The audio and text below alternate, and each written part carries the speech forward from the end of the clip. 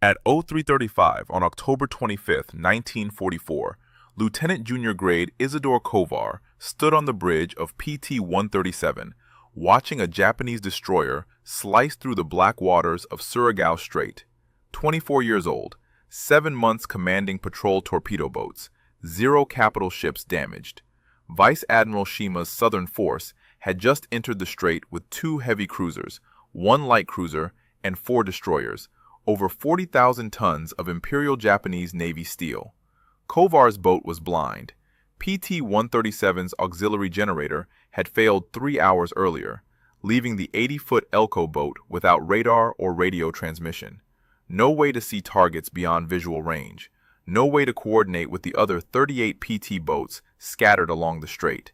His crew of 12 sat in darkness, relying on moonlight and lightning flashes to spot enemy ships. The night belonged to the Japanese. Admiral Shima's force was racing north to support Vice Admiral Nishimura's battleships in their assault on the American beachhead at Leyte Gulf. If they broke through, 20,000 American troops would face bombardment from 14-inch naval guns at dawn. PT boats had been dying all night. Lieutenant Commander Robert Leeson's section had attacked Nishimura's force 2 hours earlier. PT-152 had taken a direct hit from destroyer Shigure, killing 1 gunner and setting the boat ablaze. PT-130's radio had been demolished by shellfire. The boats that survived reported the same problem. Japanese destroyers spotted PT boats first, illuminated them with searchlights, then destroyed them with 5-inch guns before the Americans could launch torpedoes. Kovar had already fired once tonight. At 01:15, he'd spotted 2 Japanese destroyers passing south of Panayon Island. He closed to 800 yards, lined up his shot, and launched 1 Mark 8 torpedo.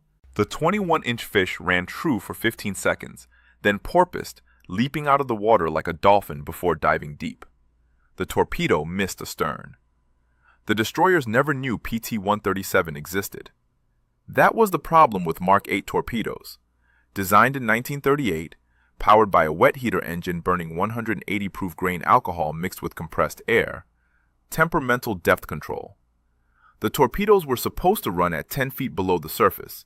Instead, they ran shallow or deep, depending on water temperature, manufacturing tolerances, and luck. PT boat crews called them swimming slot machines. The United States Navy had built 326 Elko 80-foot PT boats by October 1944. Wooden hulls made of 2-inch mahogany planks, 3 Packard 12-cylinder engines producing 4,500 horsepower total. Top speed, 41 knots in calm seas. Armed with 4 Mark 18 torpedo tubes, 2 twin 50-caliber machine gun turrets, 1 20mm Oerlikon cannon, and depth charges.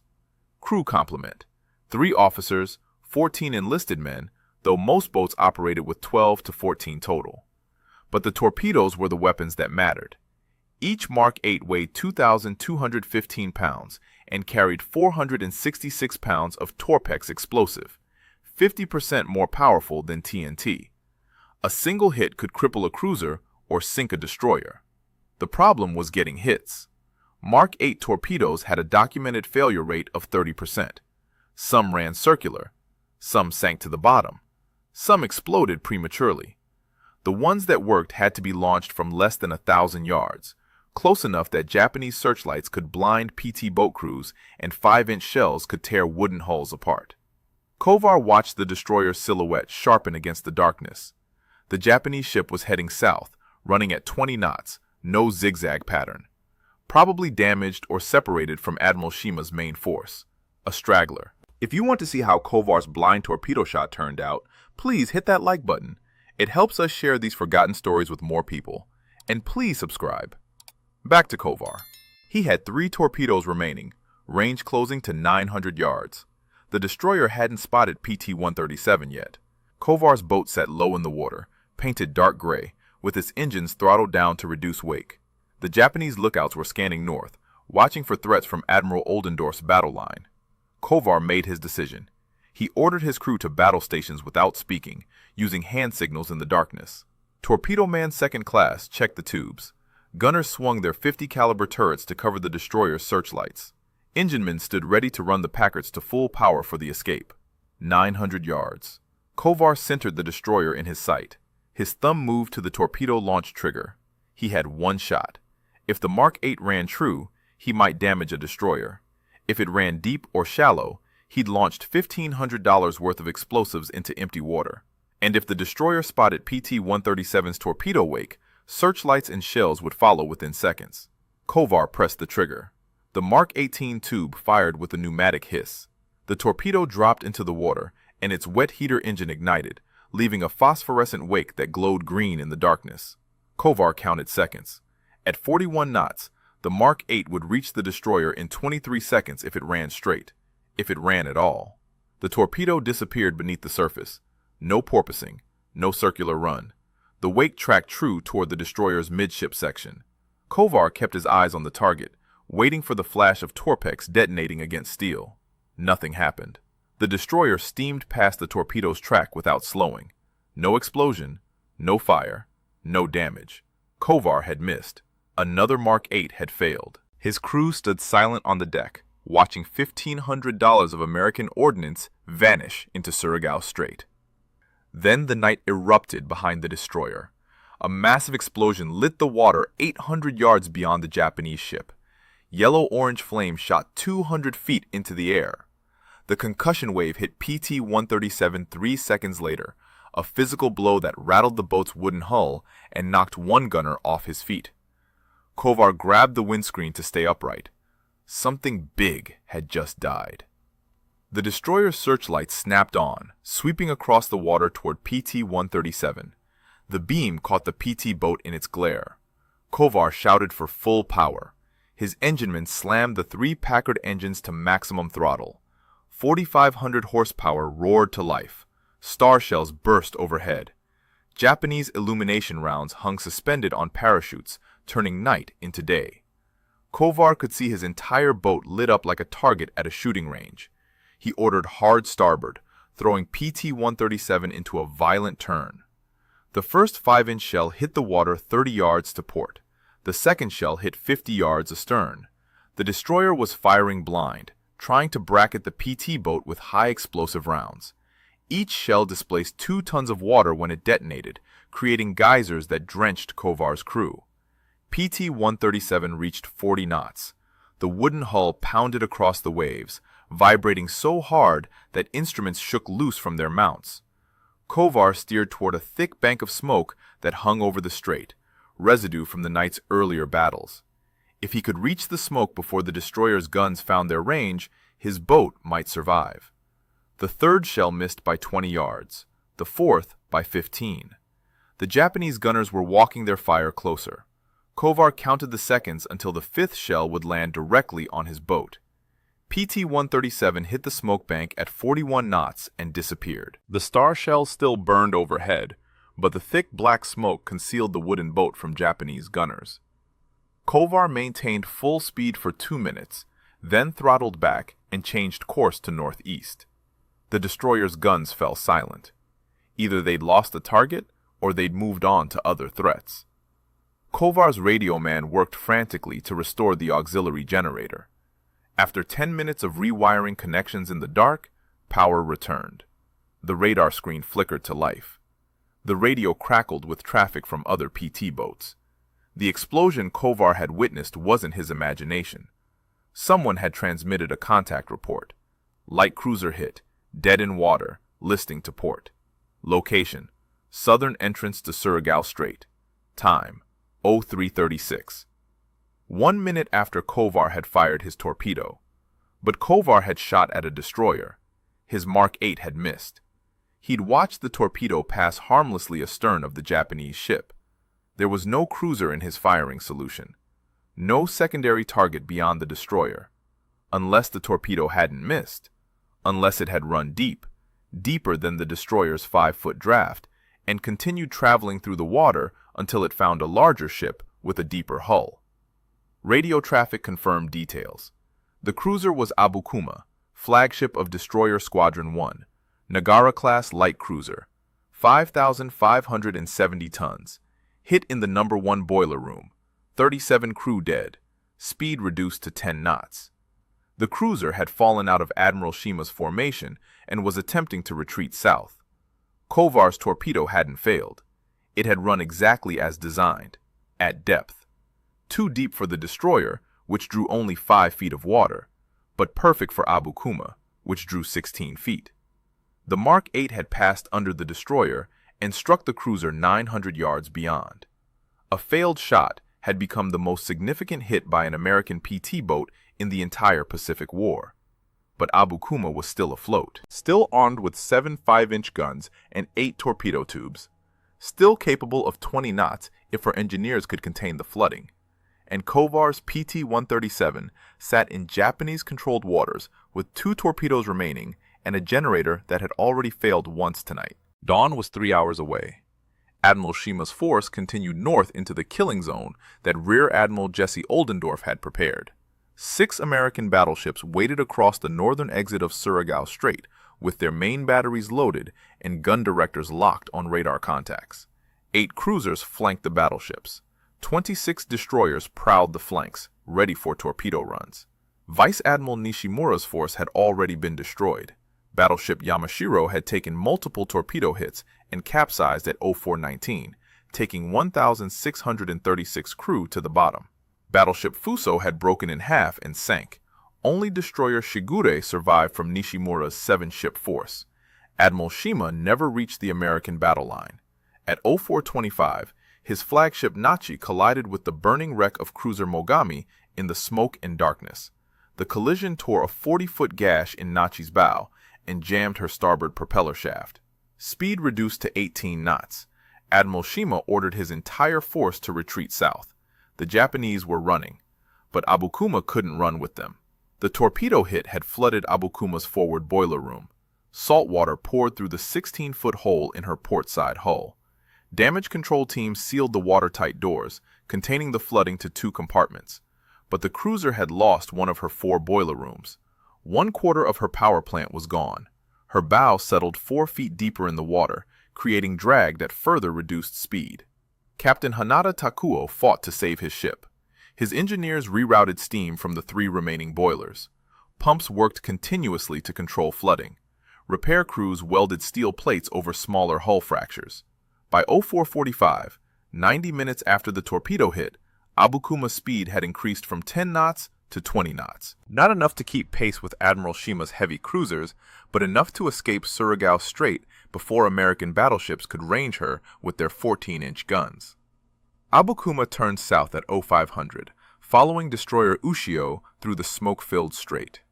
The cruiser was down at the bow, listing 3 degrees to port, but she was under her own power. Captain Hanada ordered his crew to jettison unnecessary weight. 50 caliber machine gun ammunition went overboard. Spare parts followed. Anything that wasn't essential for keeping Abukuma afloat and armed. PT boats shadowed the retreating Japanese ships. Lieutenant Commander Robert Leeson's PT-134 reported Abukuma's position at 0600. The cruiser was making 20 knots south, trailing oil, but still dangerous. Her 7 5.5-inch guns remained operational. Her torpedo tubes were loaded. American PT boats that attempted close approaches were driven off by accurate defensive fire. By 0630, Abukuma had cleared Surigao Strait and entered the Mindanao Sea. The cruiser turned west toward Dapitan, a small port on Mindanao's northern coast where emergency repairs could be attempted. Captain Hanada calculated arrival time at 1400 hours. 8 hours to reach safety. 8 hours to keep his ship from sinking. The Battle of Surigao Strait ended at 0700 on October 25th. The Imperial Japanese Navy had lost 2 battleships, 3 destroyers, and suffered heavy damage to 3 cruisers.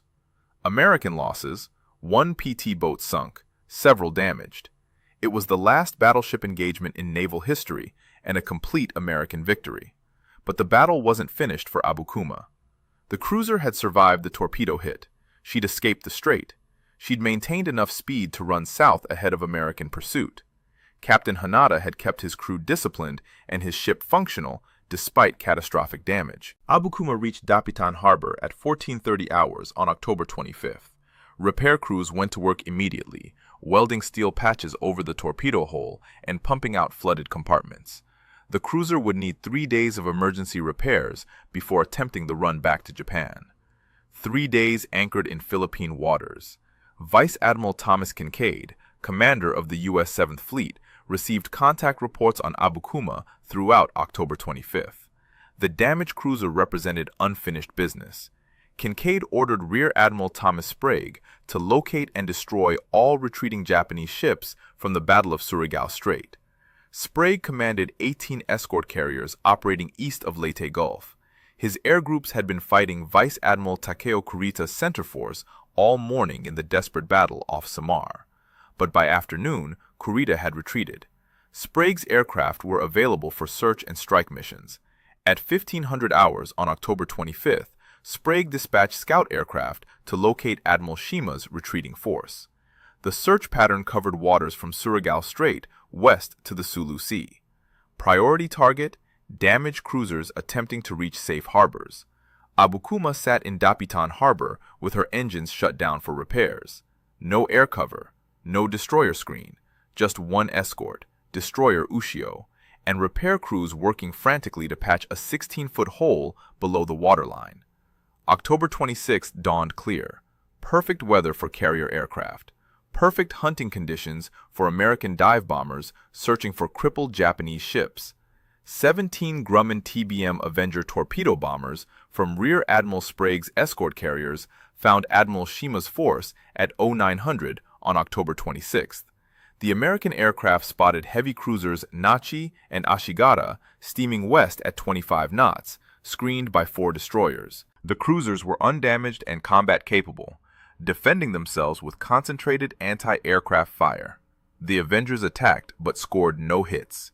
Shima's main force would escape. But the scout aircraft had also spotted something else.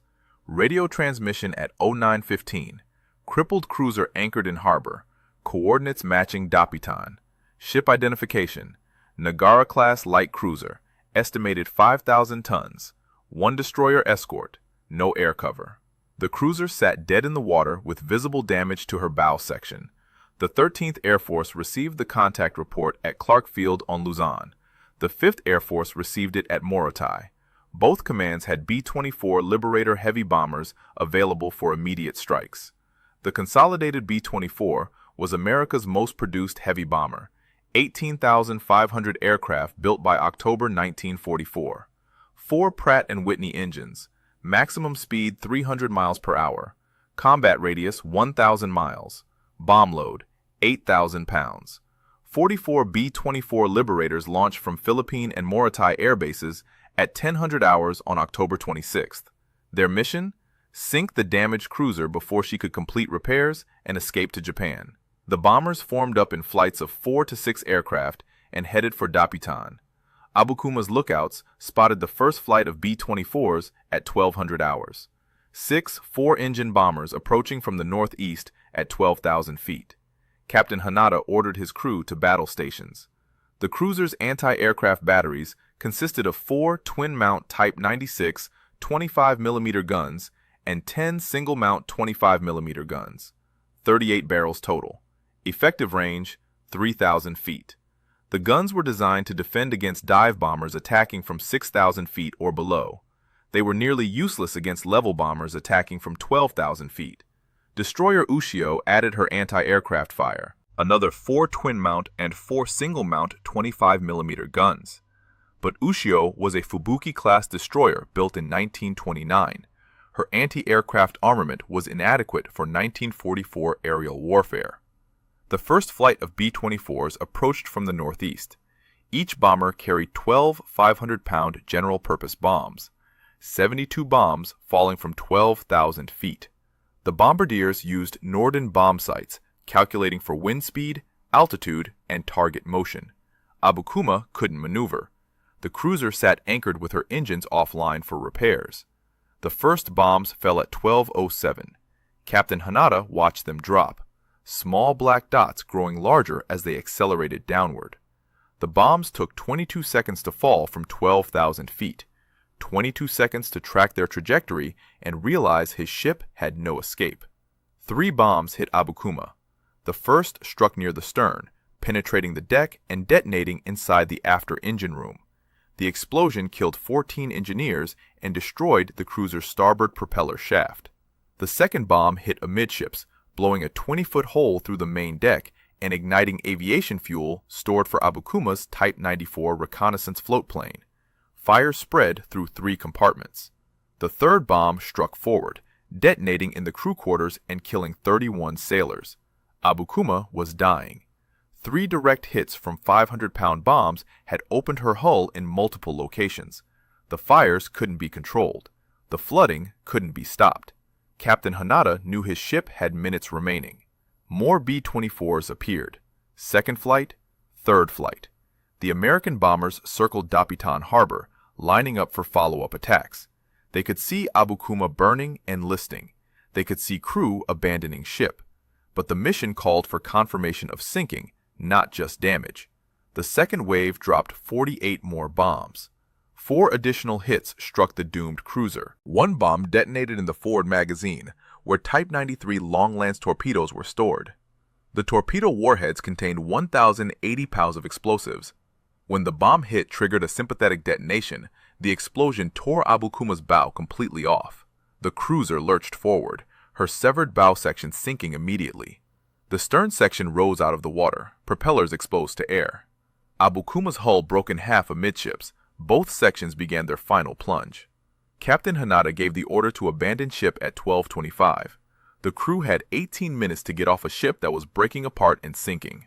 330 men remained alive. They jumped into Dapitan Harbor and swam toward destroyer Ushio, which maneuvered to pick up survivors. Abukuma disappeared at 12:42 on October 26, 1944. 1 day and 9 hours after Lieutenant Junior Grade Isidore Kovar's torpedo had struck her in the darkness of Surigao Strait. 250 crew died, 37 in the torpedo hit, the rest in the bombing. Destroyer Ushio rescued 283 survivors, including Captain Hanada. The B-24s returned to their bases, reporting 1 Nagara-class cruiser sunk. Lieutenant Junior Grade Isidore Kovar returned to base at Tacloban, Leyte, on October 26th. His after-action report documented 1 torpedo fired at a Japanese destroyer at 03:35 on October 25th. Target: destroyer. Estimated 1,500 tons. Result: miss astern. No observed hits. No confirmed damage. Kovar didn't claim to have struck Abukuma. He'd watched his torpedo pass under the destroyer. He'd seen no explosion on his intended target. The massive blast 800 yards beyond the destroyer had occurred in smoke and darkness.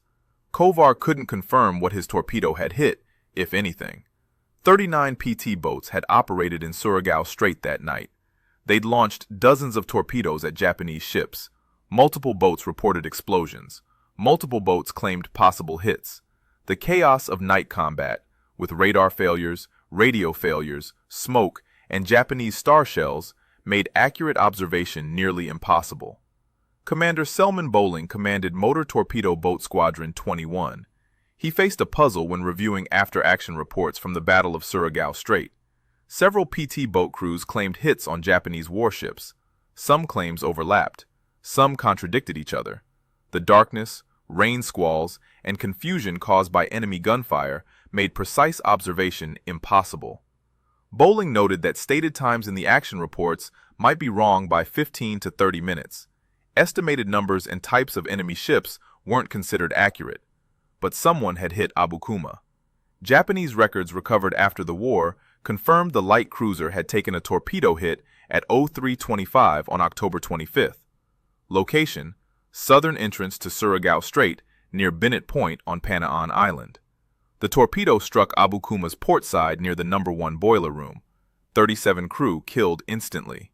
American naval intelligence began cross-referencing PT boat positions with Japanese damage reports. Only 3 PT boats have been operating near Bennett Point at 03:25.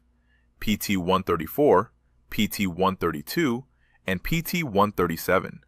Lieutenant Commander Leeson's PT-134 had fired its last torpedo earlier, missing a destroyer. Ensign Jones's PT-132 had expended 4 torpedoes against another destroyer, all missing. That left PT-137. Kovar's report documented firing 1 torpedo at 03:35, 10 minutes after the Japanese recorded Abukuma's torpedo hit. But Kovar had noted that his boat's chronometer might be inaccurate. Without functioning radar or radio, PT-137 had relied on a mechanical clock for time references. The 10-minute discrepancy fell within normal clock error. The firing position matched. PT-137 had been 900 yards from a destroyer heading south near Panaan Island. Japanese records showed Abukuma had been steaming south at that location, screened by destroyers. The geometry aligned perfectly. Kovar's torpedo had been aimed at a destroyer in the foreground. It ran deep, passed under the destroyer's shallow draft, and continued until it struck Abukuma's deeper hull 900 yards beyond.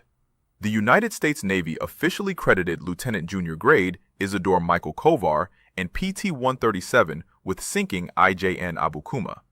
The confirmation came months after the battle, following detailed analysis of American action reports and captured Japanese records. Abukuma became the largest warship whose destruction was credited primarily to an American PT boat. The 5,570-ton cruiser displaced more than any other capital ship sunk by PT boat torpedo attack in the Pacific War. Previous PT boat successes had been against destroyers, destroyer escorts, and smaller craft. No American PT boat had ever destroyed a light cruiser before Kovar's accidental hit.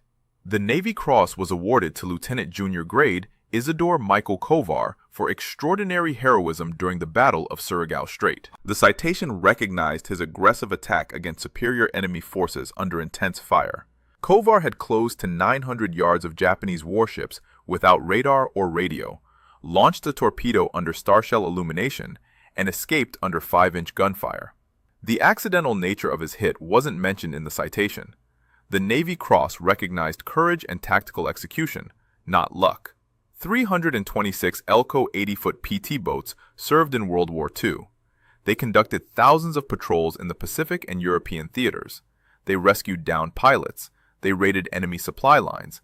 They fought Japanese destroyers and German E-boats. They evacuated General Douglas MacArthur from Corregidor. They carried Army Rangers on covert raids. They sank enemy barges, sampans, and small craft by the hundreds. But only one PT boat destroyed a 5,000-ton cruiser. Only one PT boat fired a torpedo that ran under the intended target and struck a capital ship beyond. Only one PT boat commander earned a Navy Cross for a shot he believed had missed. PT-137 survived the war. The boat continued combat operations in the Philippines through early 1945, conducting 53 more patrols after the Battle of Surigao Strait. Lieutenant Junior Grade Kovar remained in command through March 1945 before rotating back to the United States. The Mark 8 torpedo that struck Abukuma represented manufacturing lot 237, produced at the Naval Torpedo Station in Newport, Rhode Island, in August 1944. Serial number 11847. Cost to manufacture, $1,500. Value of the target destroyed, estimated $40 million in 1944 currency. That torpedo had a problem. It ran deep.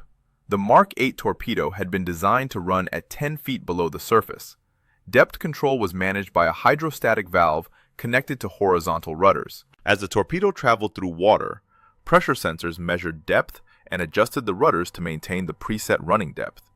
In theory, the system was reliable. In practice, water temperature variations, manufacturing tolerances, and mechanical wear caused depth control failures in 30% of Mark 8 torpedoes. Cold water increased density, making torpedoes run shallow. Warm water decreased density, making them run deep. The tropical waters of Surigao Strait registered 78 degrees Fahrenheit on October 25, 1944, warm enough to affect torpedo buoyancy by 2 to 3 feet. Manufacturing variations added another layer of unpredictability. Each Mark 8 torpedo contained 2,827 individual parts machined to tolerances measured in thousandths of an inch. A hydrostatic valve spring compressed 0.005 inches too much would cause the torpedo to run 3 feet deeper than designed. A rudder hinge with 0.003 inches extra play would create a 2-degree angle that sent the weapon diving. Serial number 11847 had both problems. Post-war analysis of similar torpedoes from manufacturing lot 237 revealed consistent depth control issues. The lot had been produced during a period when Newport Naval Torpedo Station was running 3 shifts to meet wartime demand. Quality control inspections were abbreviated. Acceptance testing was reduced from 12 test firings per lot to 6. The torpedo that struck Abukuma ran at approximately 15 feet below the surface, 5 feet deeper than designed, deep enough to pass completely under the Japanese destroyer's hull. Japanese destroyers of the Fubuki and Akatsuki classes drew 5 feet of water. Even adding 2 feet for below waterline hull contours, the destroyers presented 7-foot targets from keel to waterline. A torpedo running at 15 feet would pass underneath with 8 feet of clearance, but Nagara-class light cruisers drew 16 feet. Abukuma's keel sat 16 feet below the waterline when fully loaded. Her hull extended another 28 feet above waterline to her main deck, a 44-foot vertical target. The 15-foot deep torpedo struck Abukuma's hull 11 feet below the waterline, in the most vulnerable location possible, directly beside the number 1 boiler room. If serial number 11847 had run at its design depth of 10 feet, it would have struck the destroyer. The explosion would have damaged or sunk a 1,500-ton destroyer. A valuable kill, but not a strategic impact. 1 destroyer more or less wouldn't have affected Admiral Shima's decision to retreat. Instead, the deep-running torpedo missed the destroyer and hit a 5,000-ton cruiser. The hit crippled Admiral Shima's flagship capability. Abukuma served as command ship for Destroyer Squadron 1, coordinating movements of 4 destroyers in the formation. When the cruiser fell out of formation, Admiral Shima lost his destroyer coordination platform. The subsequent collision between cruiser Nachi and cruiser Mogami occurred partly because Abukuma wasn't in position to relay course change orders to the formation. The torpedo's defect had strategic consequences. A weapon that failed to perform as designed achieved better results than a weapon working correctly would have accomplished. The United States Navy had spent 6 years developing depth control systems for Mark 8 torpedoes. Engineers had tested hundreds of prototypes. The Bureau of Ordnance had invested millions of dollars in hydrostatic valves, pressure sensors, and control mechanisms. All of that engineering effort was defeated by manufacturing variations measuring thousandths of an inch. But those manufacturing variations saved PT-137. If Kovar's torpedo had run at 10 feet and struck the destroyer, the explosion would have alerted every Japanese ship in the formation. Searchlights would have found PT-137 within seconds. 5-inch guns from 4 destroyers would have concentrated fire on 1 wooden boat. PT-137 displaced 56 tons. A single 5-inch shell carried 70 pounds of high explosive. 2 or 3 hits would have sunk the PT boat. The deep-running torpedo gave Kovar different results. The destroyer never knew it had been targeted. The explosion 900 yards behind the destroyer looked like a different PT boat's attack. Japanese searchlights swept in the wrong direction. PT-137 escaped because its torpedo missed the intended target. Kovar survived because his weapon malfunctioned. His crew lived because a hydrostatic valve spring was compressed 0.005 inches too much at Newport Naval Torpedo Station in August 1944. 12 men owed their lives to a manufacturing defect. The United States Navy never corrected the Mark 8 torpedo's depth control problems. By late 1944, the Bureau of Ordnance had shifted focus to the Mark 13 aircraft torpedo and the Mark 14 submarine torpedo. PT boat torpedoes received lower priority. Manufacturing Lot 237 continued in service through the end of the war. Hundreds more Mark 8 torpedoes ran deep, missed their targets, or achieved unexpected hits. No one ever thanked the factory worker at Newport who compressed that spring 0.005 inches too much. No one knew which worker it was. But that unknown error saved 12 American lives and sank a 5,000-ton cruiser. Sometimes, the difference between success and failure measures thousandths of an inch. Lieutenant Junior Grade Isidore Michael Kovar left active duty in August 1945, 2 weeks after Japan surrendered. He returned to civilian life in the United States. No interviews, no memoirs, no publicity tours. The Navy Cross recipient who sank the largest warship ever credited to a PT boat disappeared from public record. While other PT boat commanders became famous, John F. Kennedy, John D. Bulkley, Kovar remained unknown. The contrast was stark. Lieutenant Commander John Bulkley received the Medal of Honor for evacuating General Douglas MacArthur from the Philippines in March 1942. He became a national hero. Hollywood made a movie about his exploits. Bulkley gave speeches, attended ceremonies, and remained a public figure for decades. Lieutenant Junior Grade John F. Kennedy commanded PT-109 when it was rammed by Japanese destroyer Amagiri in August 1943. Kennedy saved his crew by swimming for hours while towing a wounded sailor. He became President of the United States 19 years later.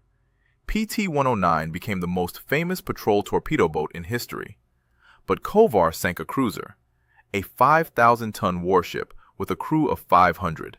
The most significant combat achievement by any PT boat commander in terms of tonnage destroyed, and history forgot him. Part of the reason was timing. Kovar's action occurred during the Battle of Leyte Gulf, the largest naval battle in history. 4 separate engagements occurred simultaneously across 500 miles of ocean. The battle off Samar, where escort carriers and destroyers fought Japanese battleships, dominated headlines. The sinking of one Japanese cruiser by a PT boat torpedo barely registered in the flood of battle reports. Part of the reason was the accidental nature of the hit. The Navy Cross citation credited Kovar with extraordinary heroism under fire. It didn't mention that his torpedo had missed the intended target. It didn't explain that a manufacturing defect had caused the unexpected hit. Military citations avoid mentioning luck or accidents, focusing instead on courage and tactical skill. And part of the reason was Kovar himself. After the war, he chose obscurity. No book deals, no documentary interviews. He let Kennedy and Bulkley have the spotlight, while he returned to whatever civilian life he'd built before December 1941. The United States Navy decommissioned its last operational PT boat in 1946. The wooden vessels had served their purpose. Radar-equipped destroyers and destroyer escorts could perform PT boat missions more effectively. Jet aircraft could attack enemy shipping faster than PT boats could reach targets. The era of wooden motor torpedo boats ended with World War II. Most PT boats were destroyed immediately after the Japanese surrender. The Navy burned them, sank them, or sold them as scrap lumber. Out of 326 Elco 80-foot boats built, fewer than 12 survived into the 21st century. Most survivors sit in museums, preserved as examples of wartime innovation and the courage of their crews. PT-137 was not among the survivors. The boat was scrapped in 1946 at Samar, Philippines. The wooden hull was disassembled. The 3 Packard engines were removed and sent to depot maintenance facilities. The Mark 18 torpedo tubes were salvaged for parts. Nothing remained of the boat that fired the most significant torpedo shot in PT boat history. No memorial exists for PT-137. No museum display commemorates the accidental hit that crippled Abu Kuma. The National Museum of the Pacific War in Fredericksburg, Texas, has PT boat exhibits, but PT-137 isn't mentioned. The PT Boat Museum in Fall River, Massachusetts, preserves PT-796 and PT-617, but has no artifacts from PT-137. The only physical evidence of PT-137's achievement is underwater. Abu Kuma's wreck lies in 40 feet of water off Negros Island in the Philippines. Sport divers occasionally visit the site. The cruiser's bow section, blown off by the torpedo magazine explosion, sits 200 yards from the stern section. The hull is heavily corroded. Tropical marine life has colonized the wreck. In another 50 years, the ship will be unrecognizable. But the story remains. A 24-year-old officer commanded a blind PT boat through enemy-controlled waters. He fired a defective torpedo at a destroyer. The torpedo missed. It ran deep. It struck a cruiser he didn't know was there. The cruiser sank. 250 Japanese sailors died. The officer received the Navy Cross and disappeared into history. The mock torpedo, the failed shot, destroyed 5,570 tons of Japanese steel. Not through superior engineering, not through tactical brilliance, through a manufacturing defect measuring .005 inches. And that might be the most honest war story ever told. The Battle of Surigao Strait changed naval warfare forever. It was the last time battleships would engage battleships in combat. Radar fire control, coordinated destroyer torpedo attacks, and aircraft carriers had made the battleship obsolete. The 6 American battleships that crossed the T at Surigao Strait, West Virginia, Maryland, Mississippi, Tennessee, California, and Pennsylvania, never fired their main batteries in combat again. Vice Admiral Shoji Nishimura went down with battleship Yamashiro. He was 54 years old. His decision to charge into Surigao Strait without waiting for Admiral Shima's support force cost Japan 2 battleships, 4 destroyers, and over 4,000 lives. But Nishimura followed orders. The Imperial Japanese Navy's plan for defending the Philippines required his sacrifice. Admiral Kiyohide Shima survived. His force retreated to Brunei, then to Japan.